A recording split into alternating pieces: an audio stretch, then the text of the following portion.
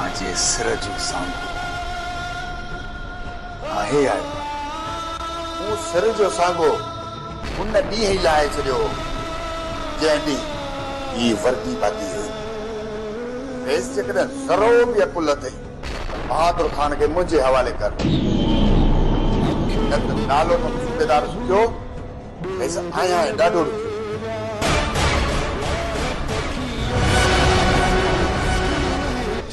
बहादुर खान देखना हा यो फैसलो अदालत कर बहादुर के घर में कोने जी बहादुर घर अचे उनके पान थाने ते केस न कोई भी सूरत में बहादुर खान के जवाबदार जी ऐसे सा रेस तो करे वठी वी वो रेस मुखे बयान न दिजा अजो खबर पियम था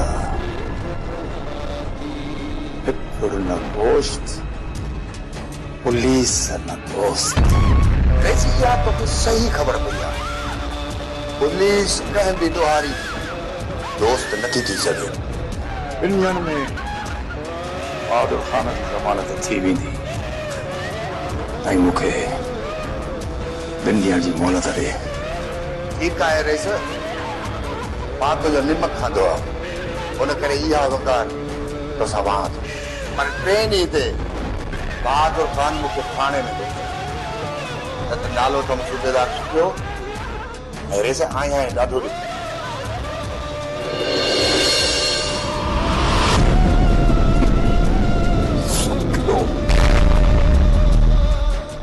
सरदार साहब मुखां हिकिड़ी ग़लती थी हुई अधु मुल्ह में सौदो थी वियो मां हिन जा पका ई करे हां त पाण वधीक फ़ाइदे में हुजो कमाल आहे सेठ साहब माई शमशाद इहो बि मञी वई आहे छो बि एतिरो जल्दी कीअं कोन मञंदी शमशाद बेगम सां मुंहिंजा पुराणा तालुकात आहिनि ख़ैर वॾे दरिया खान जी हवेली हाणे तव्हांजी आहे सेठ त पोइ तोखे बि तुंहिंजी कमीशन ॿीणी थी मिलंदी सरदार साहब तव्हां खां हिकिड़ी ॻाल्हि पुछी सघां थो पुछ छा थो पुछण चाहीं अवां इहा हवेली छो ख़रीद करे रहिया आहियो मञा थो त सुठी ठहियल आहे एतिरनि पैसनि में अवां खे कसी न आहे पर इहा रीसेल थी कोन सघंदी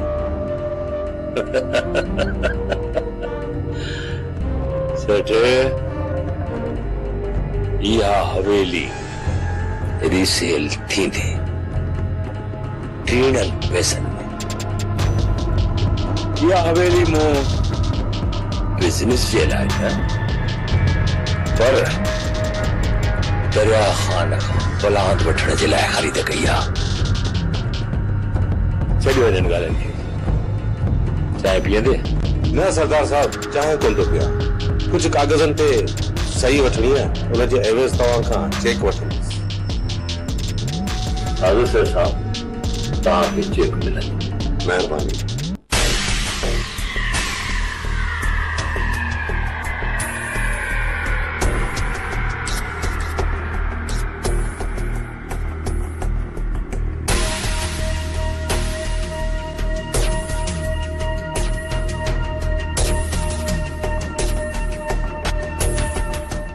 शेरू तू त वॾो गैरतमंद ऐं दिलेर मुड़स कोई बि चुप कयो वेठो आहीं तो वटि हथियार कोन अथई या हिम्मत कोन अथई वैसे मूं अवां जी ॻाल्हि न सम्झी मूं वटि गैरत हुआ हथियार बि हिम्मत हुआ हुकुम करेस कंहिंजो सिर वञाए अड़ी गैरत बि अथई हथियार बि अथई कोई भी चुप करे वेठो आहीं शाबाश थी हुकुम कयो रेस कंहिंजी ख़बर खोटणी आहे अरे मूं ॿुधो आहे त तुंहिंजी गैर मौजूदगी में दिलावर तुंहिंजी ज़ाल सां मिलण ईंदो आहे छा इहो सच आहे हाँ रेस इहो सच आहे त पोइ वञी ॿुधी मर न अरे इहा तुंहिंजी गैरत थी कारो तुंहिंजो सरेआम लोड़ो पियो लताड़ी वञीस नथो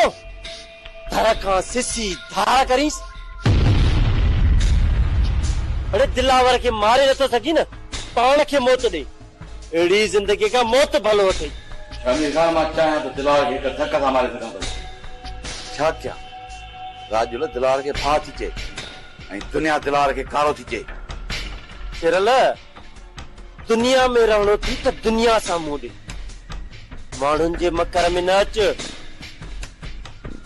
दिलावर खे ॾेखार असुल इज़राइल जो चेहरो, पाण खे मुड़स माण्हू तो समझे।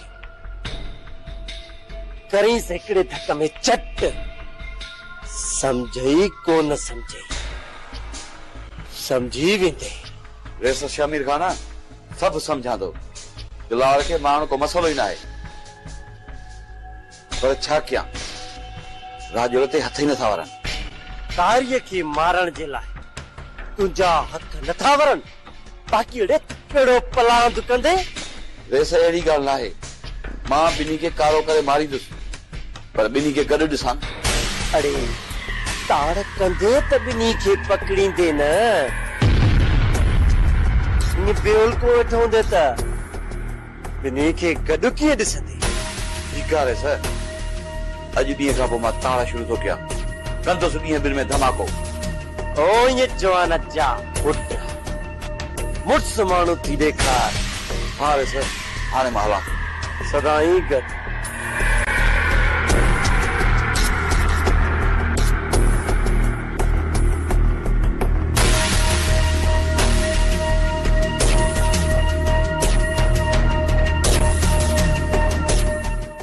जानो मूंखे सच सच ॿुधाए त आलिया खे कंहिं मारियो आहे? ऐसे का खबर ना है, मुकाबले में खबर ना है कंहिंजी गोली लगी है। जानो मूंखे सच ॿुधाए त ॾींदो साईं ना मारो ई हिकिड़ो खत्म। वैसे दुनिया सां कूड़ ॻाल्हाए सघां थो, पर तव्हां सां कूड़ ॻाल्हाए पंहिंजी पत कीअं विञाईंदुसि। जानो मूंखे तुंहिंजे मथां पूरो पूरो भरोसो ऐं एतमार आहे, पर छा तूं असां सां वफ़ादार आहीं? वैसे तव्हां सां सिर लॻे। जानो जे करे मां तोखां तुंहिंजो सिर घुरां,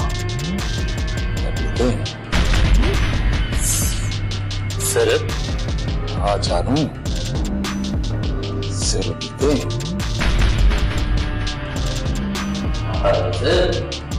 जानो जान दो पर हमेशा में। अरे सर, जानू तो तव्हां पंहिंजी जान भी कुर्बान कर दो। शाबाश जानू, मूंखे तो मां इहा ई उम्मीद हुई, ऐं मूंखे इहा बि पक हुई त तूं मूंसां इंतज़ाम न कंदे। वैसो हुकुम कयो कि छा करूं मां? जानू तोखे ख़बर आहे त आलिया जे खून जो मुख्य जवाबदार बहादुर ख़ान खे थी सम्झे, ऐं शाह ज़मान वारनि एफआईआर में ईअं ई लिखायो आहे। पर जानू मां नथो चाहियां त बहादुर ख़ान जेल में वञे।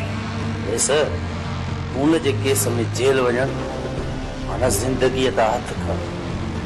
समझा थो जानू, मां चङी तरह समझा, इन करे त तोखां सिर घुरियो आहे। वैसे मां तव्हांजो मतलब न समझी सघियुसि। जानू मां चाहियां थो त आलिया जे खून जो कबूलदार थी। छा? मां? हाँ जानू, तूं छो त असीं तोखे जेल मां जल्द आज़ाद कराईंदासीं ऐं शमशाद बेगम जो शक बि दूर थी वेंदो। वैसे जेल मां त रेस बहादुर खान भी जल्दी आजाद थी वियो। न जानू, छो त एफआईआर में आलिया जे खून जो मुख्य जवाबदार बहादुर खान आहे, ऐं जेकॾहिं तूं उन खून जो कबूलदार थींदे त उन्हनि जो केस बि कमज़ोर थी वेंदो, ऐं ॿियो त शमशाद बेगम बि सम्झे थी त आलिया खे बहादुर खान मारियो आहे, जो बि शक दूर थी वेंदो। स्वीकार है सर। हाँ कबूलदार थिया तो पर पोइते जी पारत है। तो खूब फिक्र न कर जा, पैसो टोकर वकील हर ॻाल्हि जो मां ज़िम्मेवार आहियां। स्वीकार है सर। सब ही सिर्फ बहादुर खान का सत्य।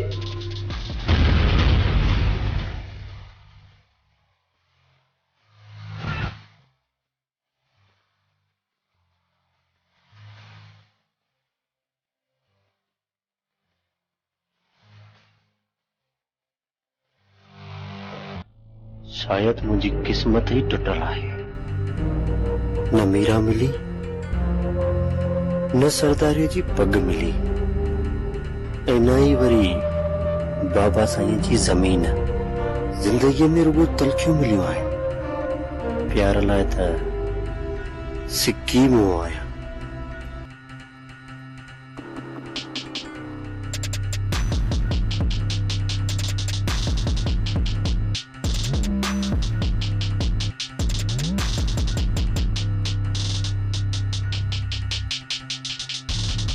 मीरा छापे सोची मामा साईं हमारे बाबा याद अची विया। शमीर खान दुनिया फानी आहे। ये सफर जी टिकट हर माण्हू जे हथ में आहे। ऐं मौत जी रेलगाड़ी केॾी महिल बची सघे थी बाबा। मामा साईं सरदार शाह ज़मान जो को बिलो कयो। वो असांजूं ज़मीनूं फबाए सरदार। मां उन खां ज़मीनूं खसे हुनखे फ़कीर थो ॾिसणु चाहे। शमीर खान असां सां तबेदार मल उड़ी, पर शायद तबेदार खे इहा ख़बर न आहे आख़िरी मल मारण वारो मलाखड़ो मारींदो आहे। हाणे तबेदार खे जीअण जो को बि हक़ न आहे। मामा साईं तबेदार खे मारण सां मूंखे मुंहिंजी ज़मीन न मिलंदी। अजायो खून ॻिचे में पातो, पर दर जे सभिनी तबेदारनि जूं अखियूं खुली वेंदियूं।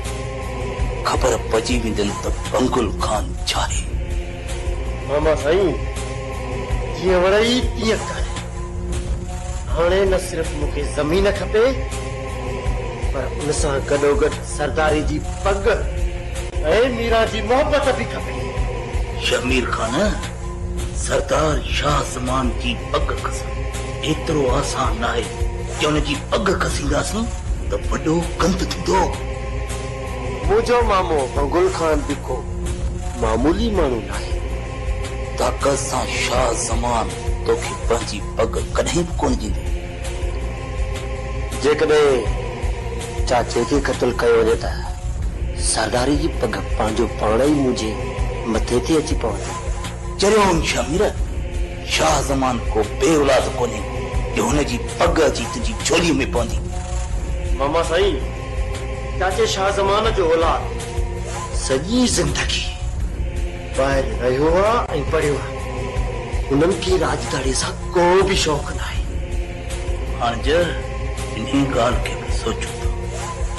पहिरीं तबेदार खे साटो न त वॾो गंद थी। वैसा ॿाहिरि हिकु सरकारी माण्हू आयो ऐं हीउ तव्हांजे लाइ ख़त ॾिनो हुई। सरकारी माण्हू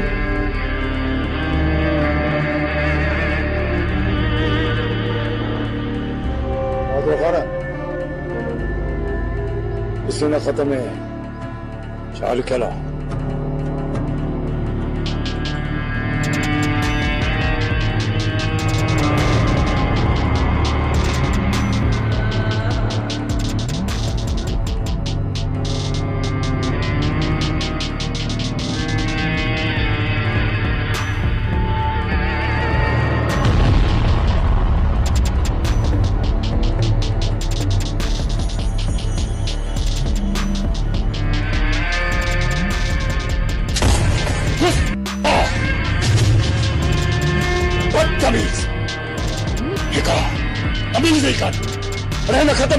आहे। ये खत ना पर असांजी बर्बादीअ जो परवानो आहे।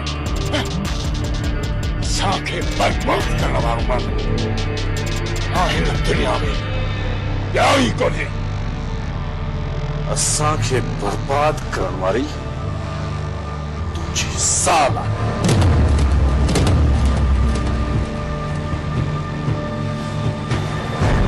शमशाद बेगम। आबा साईं,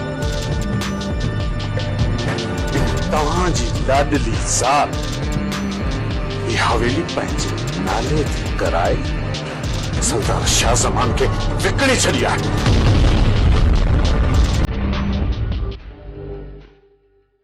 छा हाणे ही हवेली असांजी नाहे रही? इहो ख़त न पर कोर्ट सगोरी जो नोटिस अथई जेको शाह ज़मान मूं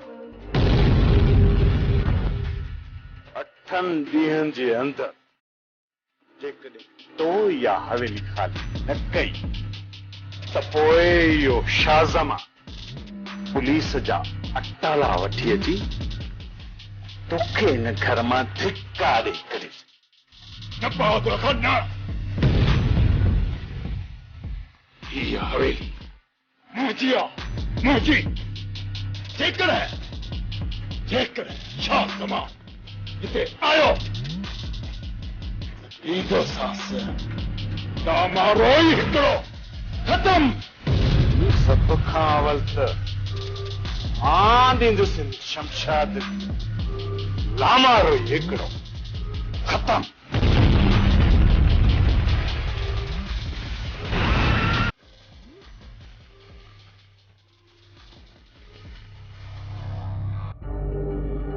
मुझे हिकड़े थक सां ये दरिया खान जूं वायूं पताल थी वेंदियूं। सौदा नाहिन 100 थक सोनार जो, हिकु थक लोहार जो, हिकु थक लोहार जो। हाशिम खान तो ऐं दिलावर दरिया खान ते केतिरा ई खूनी हमला कया पर हुन ते जोई बि न जुरिया। पर जॾहिं हिन दरिया खान खे कोर्ट जो हुकुमनामो मिलंदो त हवेली शाह ज़मान जे नाले ते आ। दरिया खान जे पेरनि जे हेठां ज़मीन निकिरी वेंदी। हाशिम बाबल साईं, दरिया खान पंहिंजी ज़िंदगीअ में इहो कॾहिं सोचियो बि न हूंदो त सरदार शाह ज़मान जो इंतकाम एतिरो ख़तरनाक बि थी सघे थो।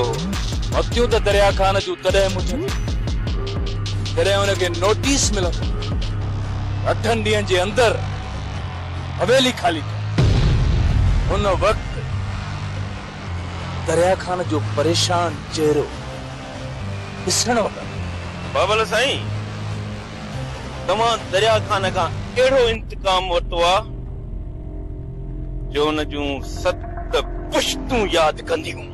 मज़ो त हाणे ईंदो जॾहिं दरिया खान पंहिंजे ई ॻोठ में बेघर थी दरपदर थींदो ऐं असीं हुन जी हवेलीअ जे अंदर बादशाहनि वारी ज़िंदगी गुज़ारींदासीं।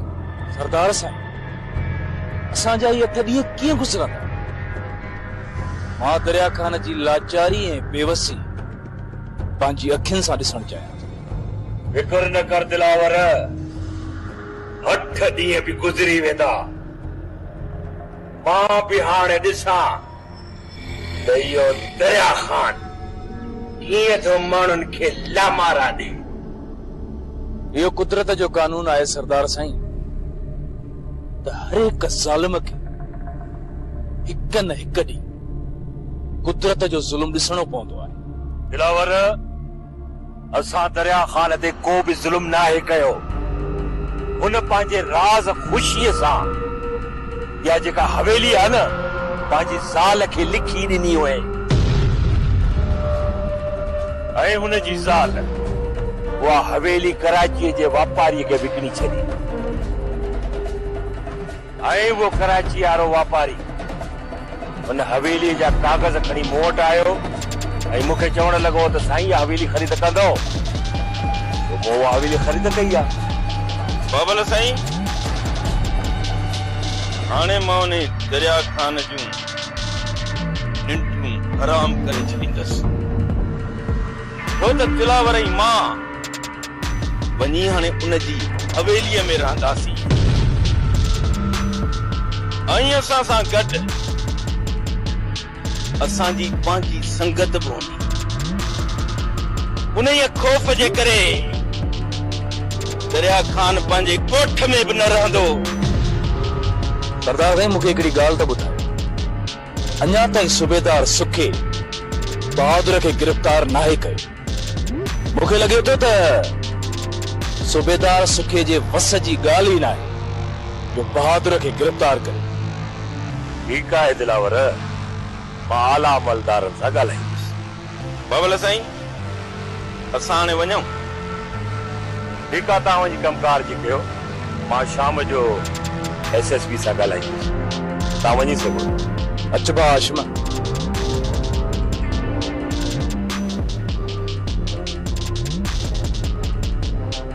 शमशाद बेगम तो सां बाबा शादी करे अम्मा जो सिर करे अम्मा जी मौत जी जिम्मेवार भी तूं आहीं पर बाबा जे सिर जे ॾिसी मां चुप रहियुसि तूं अम्मा जी हवेली खाई खपाए छॾी पर मां चुप रहियुसि पर इहा हवेली तूं असांजे जानी दुश्मन शाह ज़मान खे ॾेई छॾी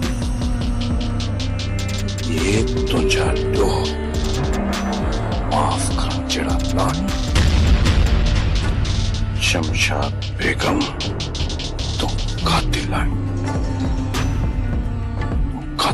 मुंहिंजी माउ जी तूं कातिल आहीं असांजी शाह